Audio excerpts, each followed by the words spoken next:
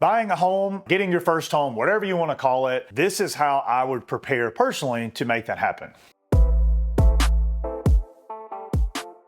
I've bought a home already, and I can tell you it was a fun experience. It was great. My wife and I were really looking forward to it because we had a baby on the way, and we actually moved in, I think, 4 days before he was born. So crazy times, exciting times.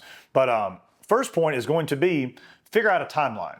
So is it immediate, 3 months, 6 months? Is it a year or years out? That is going to really affect the next series of things that I talk about here. So 2 is going to be get your money straight.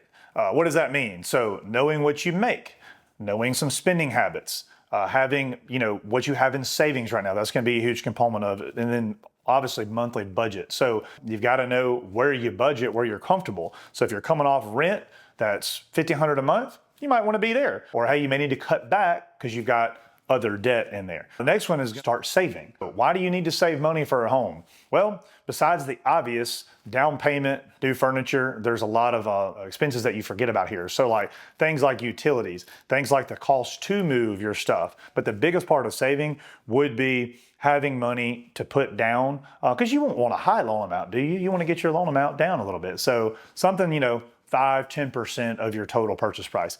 Next is going to be knowing where you stand on the credit bureau. I will tell you that paying for a credit service is going to be a better option than getting the free stuff online. So my favorite is going to be annualcreditreport.com.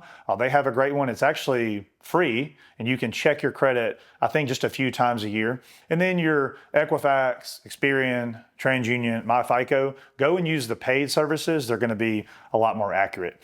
Debt elimination, probably one of the things that I see affect people's affordability is having too much debt. I would start personally with eliminating your smaller debts first. So generally credit cards, maybe you have an installment loan that's coming down in the last 6 months, but do the snowball method, debt snowball. You can go Google exactly what that is. Where do you want to be as far as location? You may have some existing land in Rankin County here. You may want to look for land. We need to budget you first and figure out where you want to be, how much land do you want, and then get that total financing package together so we can start to hunt in that area. Documentation, another thing that really isn't required until you get approved for a home, but you have to prove what you make, is going to be things like pay stubs, W-2s, tax returns, bank statements, land records such as like the deed, a survey, maybe the land roll tax. You're going to want to be gathering those things up over the months. Last point, my favorite point,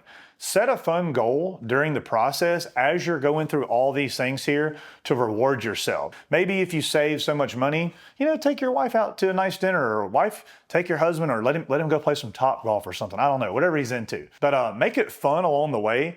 That way, you're not just feel like you're saving for nothing. But this whole video is about being prepared and knowing what to expect, not being blindsided when you hear all these things at the table with me. So save this video. This is very good stuff. Leave me a comment, DM me, reach out to us if you're in the market and we can help you with any of these things that I discussed today. Thanks, guys.